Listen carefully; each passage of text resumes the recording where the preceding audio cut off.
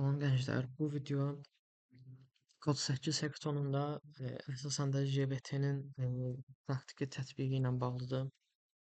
Front-end tərəfdə. E, Deməli sizə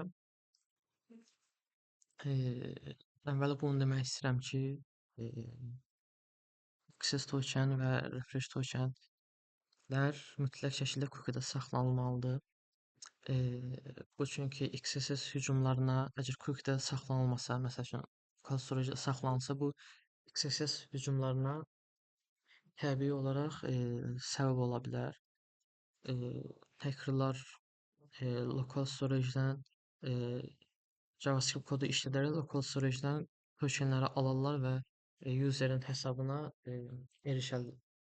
Ona görə biz cookie-də saxlayacağıq və xüsusən də hash tipi only flag-i true olaraq ki, JavaScript heç bir şəkildə tokenə erişməsin. Bu bizim front-endimiz, simple bir to-do app-dir. Bu da bizim back-endimiz. Burada da to-do kradı var və authorization var. İndi mən bir izah edəcəm. Bu həm ayın 14-ü 13 olacaq hackathon üçün, həm də daha sonraki hackathonlar üçün təməl olacaq. Deməli bu bizim standart React proqramımızdır. White ilə qurulub.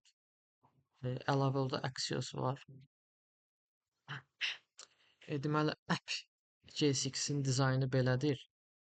Bildiyimiz kimi React oturdum. Bizim ad providerımız kontekstdə yaradırıq. Burada da bizim rootlarımız var. Login, register, to-do list. Bura gələcəm. Private routumuz var. Burada heç yəni nə private'sa, yəni ki avtorizasiya olunmamış insanlar girə bilməsə, girə bilməməyini istədiyimiz bir page varsa, həmin page'i private root içinə salırıq. Bu yolla da user girə bilmir. User deyəndə yəni login etməmiş biri girə bilmir. Bunun daha iləri versiyaları var. Daha məsəl üçün bu sırf login olub olmayıbdır. Yəni bu private root sadəcə bizim userin login edib etmədən yoxlayır. Rolları yoxlamır.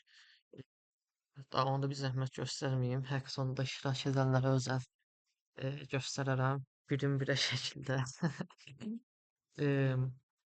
Burada heç user alır, user'ı alır, user varsa children, yoxdursa loginə ötür və s. Bunu AI yazdırmışam açığı, bu hissələri yox da, yəni dizaynı zətdə. Bu amma öz sənət əsərimdir. Out context deməli belə yazılmalıdır. İndi bu deyə bilərsiniz ki, bu cookie-də saxlanılır. Yəni token. Bəs biz userin datasına necə erişək? Yəni bildiyiniz kimi JWT tokenin payload olur. Biz payload'a necə əlimiz çatsın? Çünki buradan məsəl üçün mən login eləyim. 1 2 yox, adı login oldu. Və gördüyünüz kimi token gəldi. HTML ötürü biz JavaScript üstündən document idi. Cookie. Baxın, burada access token refresh token görünmür. Bu görünməməlidir onsuz. Yəni görünürsə xəbər verin, saytı göndərin mənə. Biz də işimizi, kürəyimizi tutaq da o saytlardan. Yəni bunlar görünməməlidir. Bəs deyəcəksiniz ki, bu dəqiqə indi mən göstərməmişəm username-i zat. O indi fikir verdi mən. Heç nə burada məsəl üçün username-i bir dənə göstərək. Ən təpə yerdə.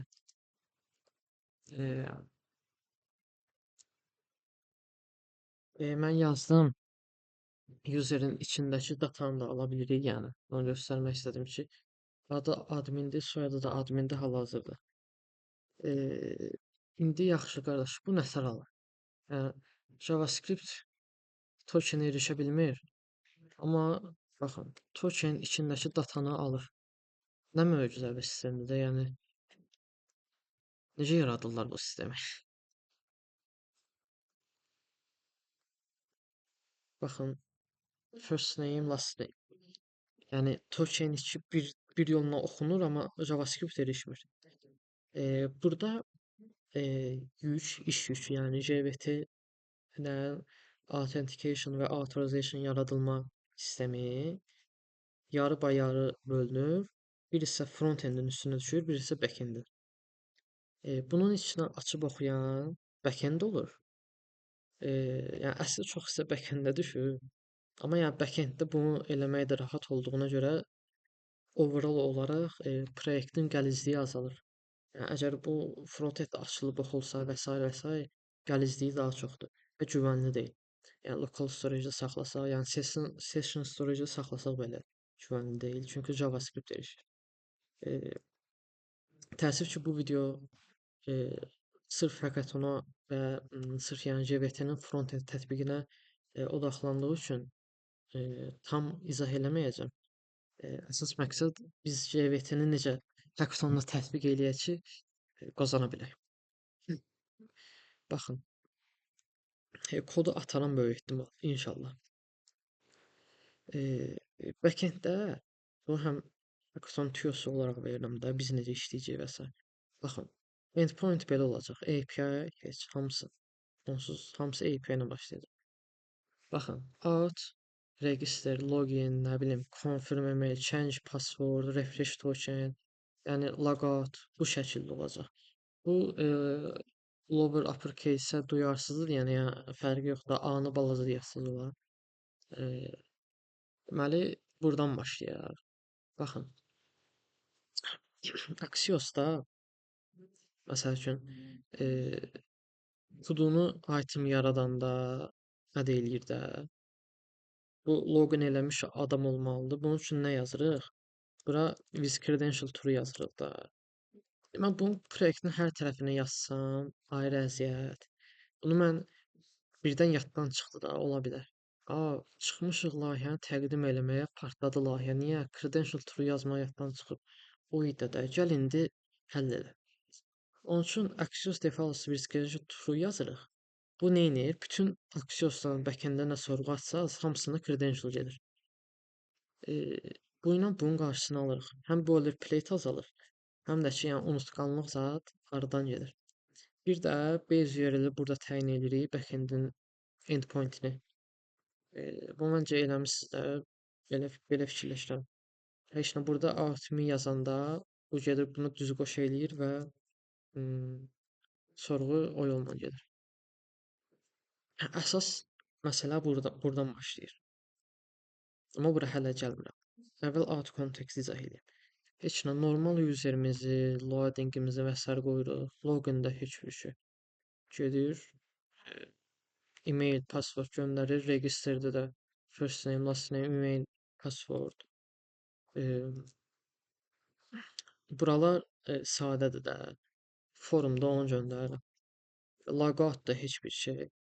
Bu da remove user onun üçündür ki, yəni həm user null eləsin, logout eləyəndə də buradakı state'imizdən, həm də user logout elibsə loginə yönləndirməlidir də, harda olursa olsun. Onun üçün navigate loginə ötürür. Burada yad gələcək şeylər refresh token-də yaxın gələ bilər, amma verify yaddır ola bilər. Buradakı proses necə baş verir? Siz login edəndə, baxın, bir dənə də logout eləyim. Baxın, bunu yazırsınız, maili, enter vurdum. Baxın, bu heç şeydən alır optionslar.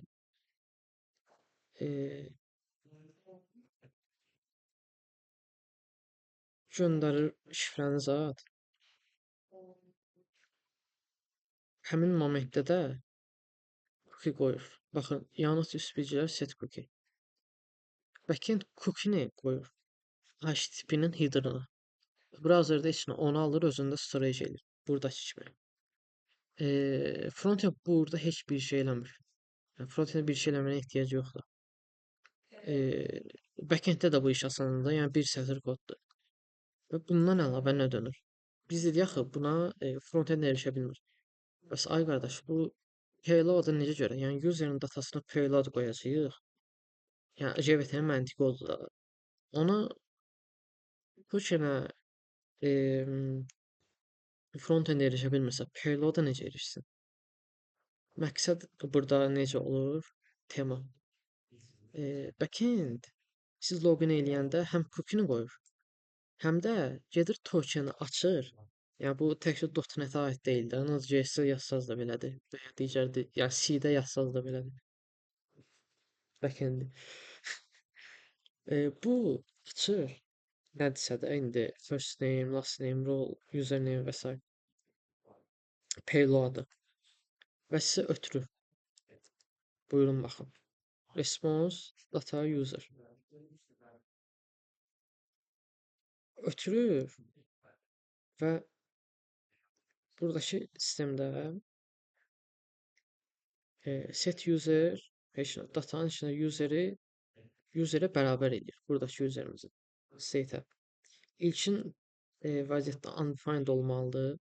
Undefined null və object. Bunların üçündə ayrı şey var. Object varsa, yəni bu userin içində deməli login olub. Undefined-sa deməli biz hələ bilmirik ki, bu hesabı varmı yoxmu? Çünki token erişə bilmirik axı. Onun üçün biz sayta girən moment fikir versəz, baxın bu ümid edirəm aydındır. Cookie'ni, daha doğrusu tokeni backend açır, onun bizə açılmış variantını göndərir və biz orada handle eləyib özümüzdə saxlayırıq proqramın bütün workflow boyunca. Mən Ctrl R eləyirəm. Baxın, bu state gedir də həmən F5 atanda. Amma yenə də admin qalır məsəl üçün. Cookie-yə erişmirik, bir şeyə erişmirik, möcüzəvi şəkildə işləyir. Necə işləyir? Baxın, bunlar heç bildiyimiz şeylər. Buradan başlayır bizim kod. Mi. Backenddə bir dənə endpoint olur. Mi adında. Endpoint bir şey almır sizdən. Boş endpoint-də, yəni bodysiz zad olmur. Sadəcə miyə sorğu gedəndə bizim cookielərimiz də gedir o ilə bir yerdə. Baxın. Access token-ə refresh token gedir.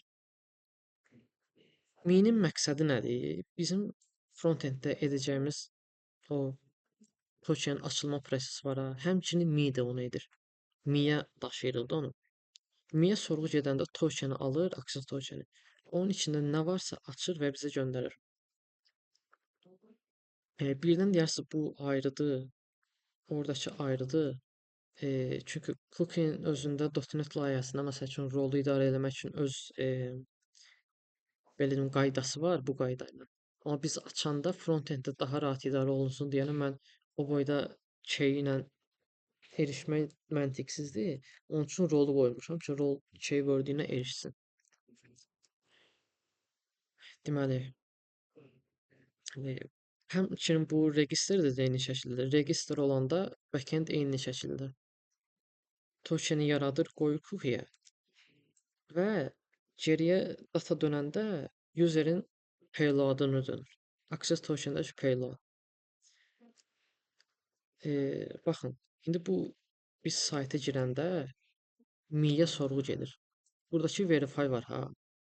Görürsünüz ki, miyə sorğu gedir. Bura qədər.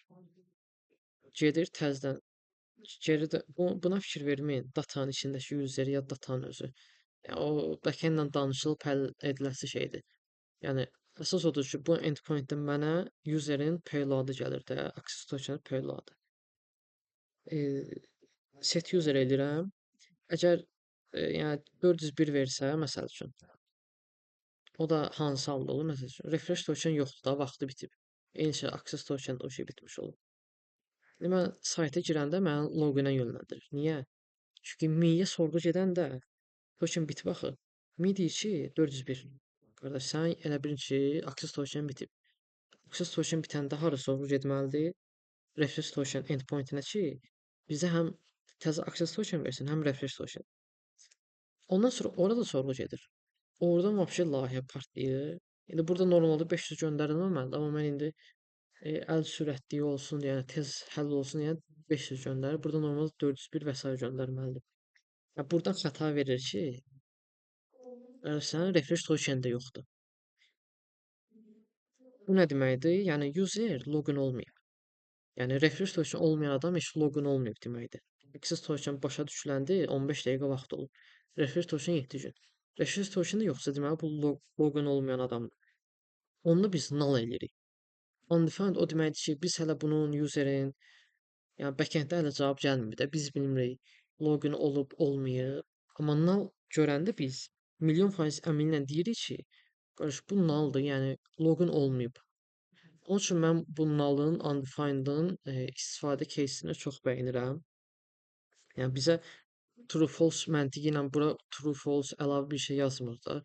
Undefined isə budur, null isə budur, object isə deməli login olub. Çox simple bir yanaşma verir. Burada məsəl üçün niyə true false dönürəm? Müəyyən yerlərdə bizə lazım olur. Yaxşı, bura qədər okeydir də. Verify bizim access token-dəki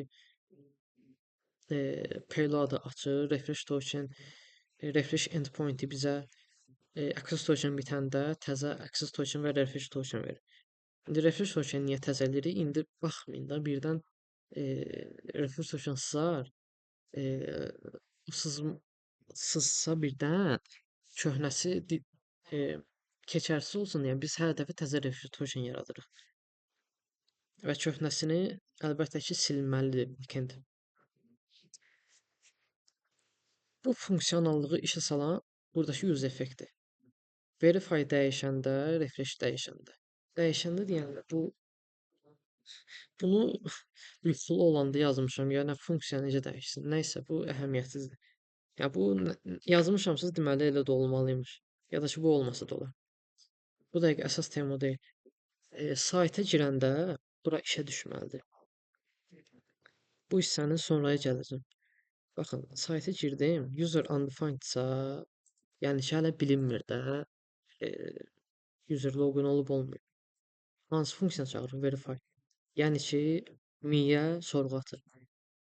Mi-dən nə gəldisə, yəni true da bu final zen var, catch var, final var.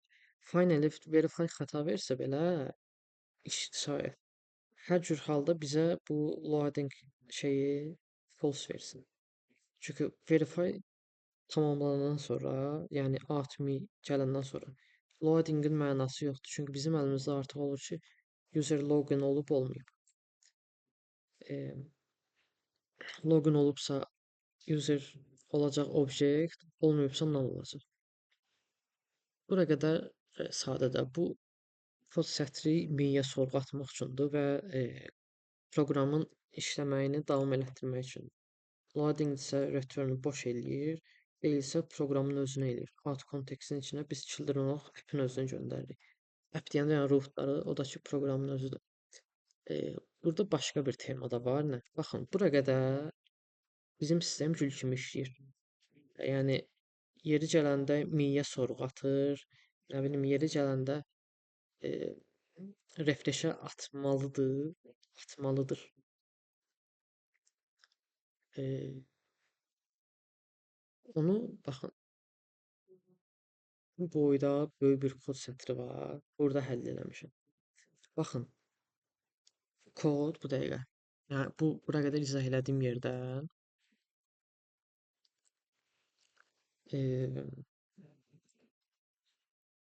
miyə qədər olan hissədir. Yəni ki, access token sayta girən adam access token gedib parse eləyə biləcək. Amma refresh token hissəsi bundan sonra. Buradakı məqsəd nədir indi? Adamın access tokeni bitdi deyək.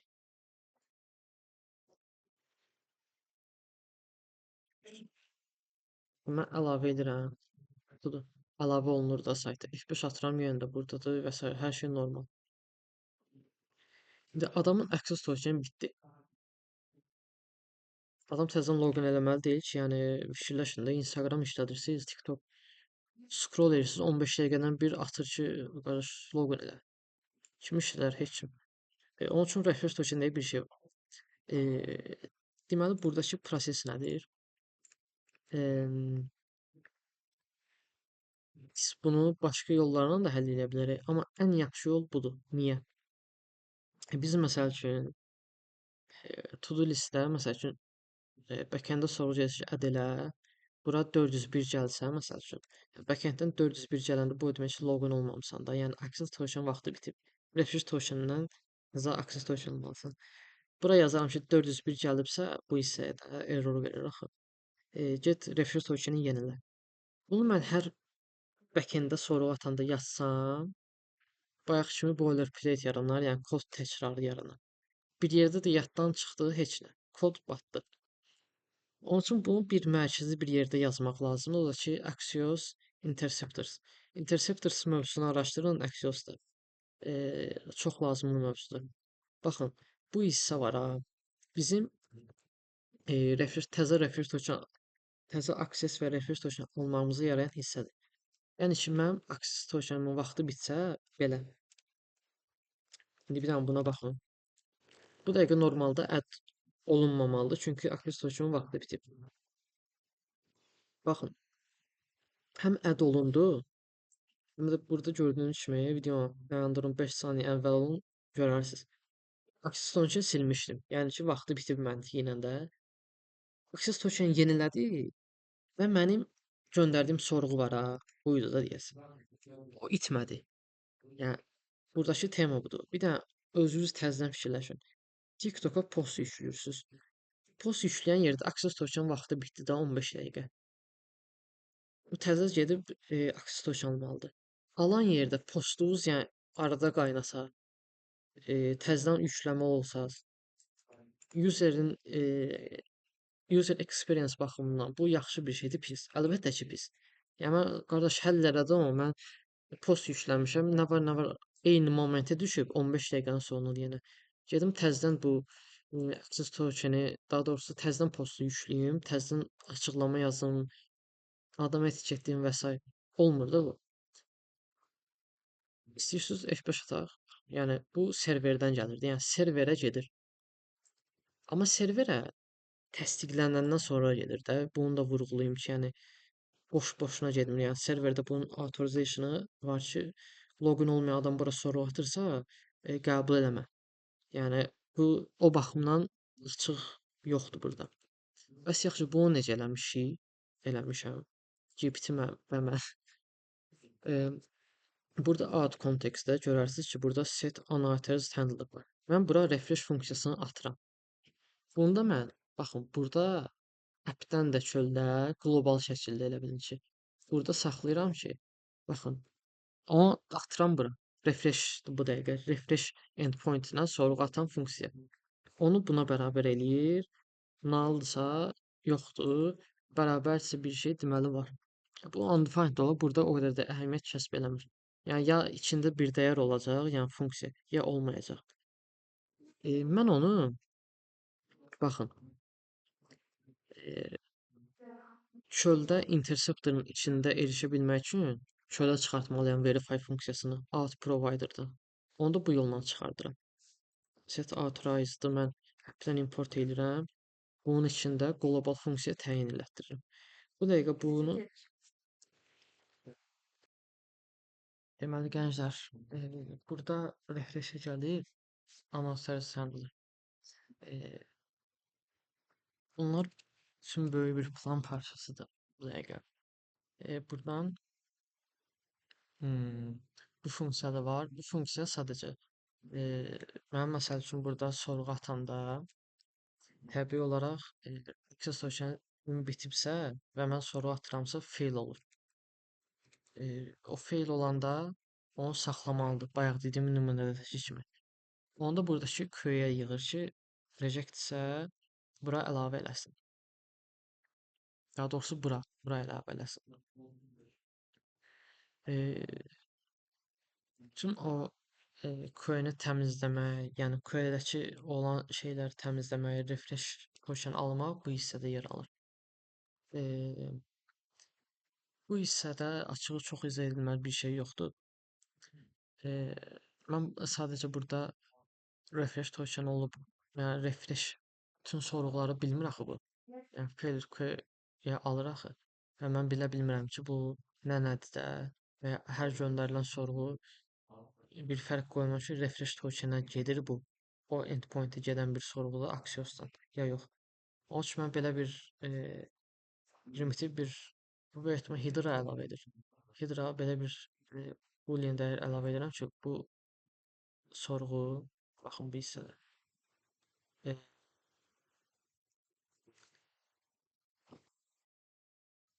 refresh token.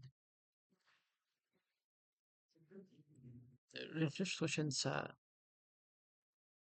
reject atır. Çünki o özü gedə bilər. Onun barədə problem yoxdur. Amma qalan yəni oradan 401 gəlsə, bu onsuz deməli login etməyib. Bizim buradakı məqsədimiz digər məsələlərdir ki, yəni access token vaxtı bitib və adi primitiv digər endpointlərdir ki, oradakı o sorğular getsin. Məsəl üçün to-do listdəki add item. O bundan sonraki hissədə olur. True-sa refresh token endpoint-dir və o endpoint-ə biz oradan 401 gəlsə, deməli user-ın refresh tokeni yoxdur. Bizə lazımdır ki, refresh tokensiz, yəni access token olan endpointləri biz həll edək. O da bu hissədir. Baxır ki, 401 gəlibsə, retry valla bu yarı mən yarı GPT yazmışdı və bunu mən çoxdan yazmışam. Bir il olar bu kodu. Yəni möhtəşəm dərəcədə izah edə bilməyəcəm. 401 isə bunun içinə alır. E, və sırf bu hissədən gedir şeyə refresh token, refresh endpoint-inə sorğu atır. Məsəl üçün bu sorğu atır. Əgər mən bunu yazmasam, sonsuz loop-a girəcək də. Çünki həm sorğu atır, həm interceptor burada işləyir, sonsuz dövrə girəcək. Onun üçün e, mən istəmirəm bura girsin. Çünki öz-özünü çağıracaq da. Onun üçün bunu yazmışam ki, burada çağıranda bu interceptorun içinə daxil olmasın. Çünki burada mən refresh endpoint-ini çağırıram. Yəni ora sorğu atıram. Ora sorğu atıram ki, açığı bu if else o qədər də vacib deyil. Çünki bunun yəni annotator handle-ın, yəni ki, bura refresh funksiyasının gəlməmə ehtimalı yoxdur. Amma hər ehtimalda gəlməyibsə onsuz proqramın özündə bir problem var da. Baxın, refresh-ə sorğu atır. Onu evade elətdirirəm. Alır və process queue o nə idi? Hə, buna şey göndərir bura.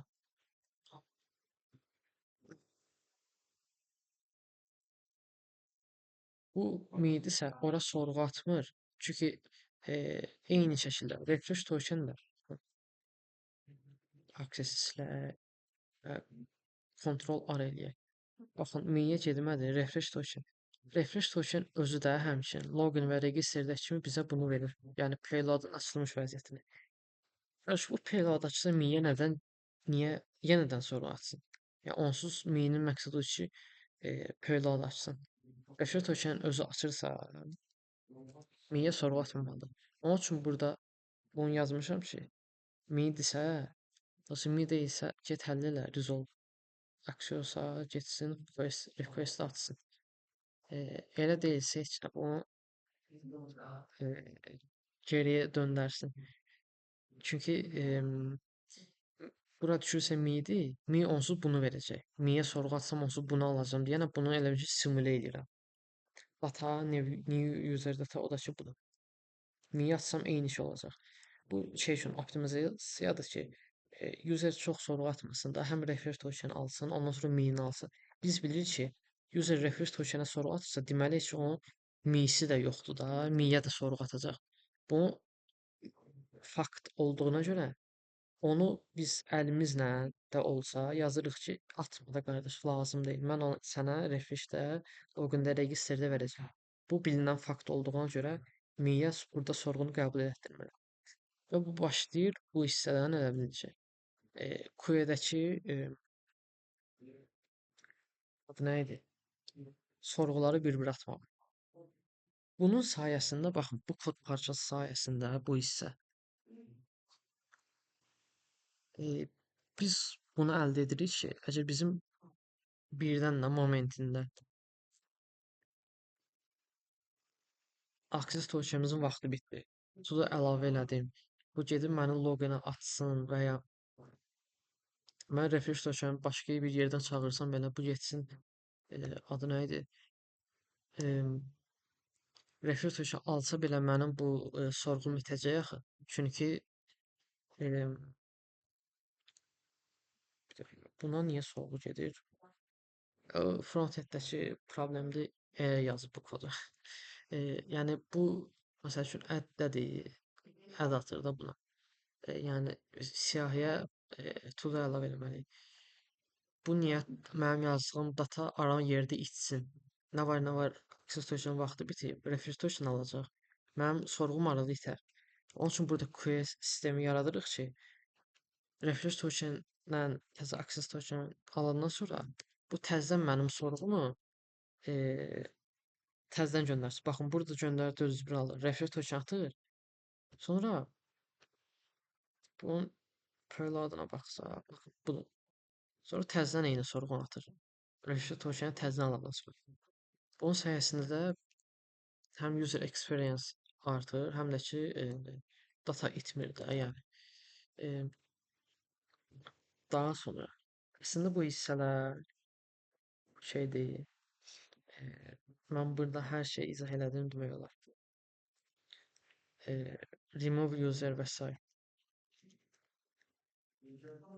Bir də xırda detallı olsa. E, baxın, user varsa mən loqinə girə bilməməliyəm. Bunda heç bir şey. Use outdan e, user varsa get ana yerə də, yəni ki bu ana səhifə. Return URL məntiqi də nədir? Misal olaraq mən bu ana səhifəyə girmək istəyəndə mən loqin olmuşumsa yönləndirir loqin səhifəsinə. Deyək ki, mən payment endpoint-ına girmək istəyirəm. Bu dəqiqə təəssüf ki, yoxdur da. Mən loqin olmamışam, bura girməməliyəm. Nə olacaq? Avtomatik loqinə yönləndirəcək. Mən loqin eləyəndən sonra hara yönləndirəcək? Ana səhifəyə. Amma mən payment-ə girmək istəyirdim də. Onun üçün return URL-lər yazılır ki, əgər burada bunu kopyala yapışır eləmişəm. Açığı. E, amma hə, düzdür. Bunu verəcək. Bu belə bir şey yaradacaq. Bu React eləyir. Normalda .NET-də MVC yazanda öz eləyir. Sadəcə user experience baxımından şey olsun, yəni əlverişli olsun da. Burada React-la özümüz onu simulə edirik. Baxın, belə olacaq.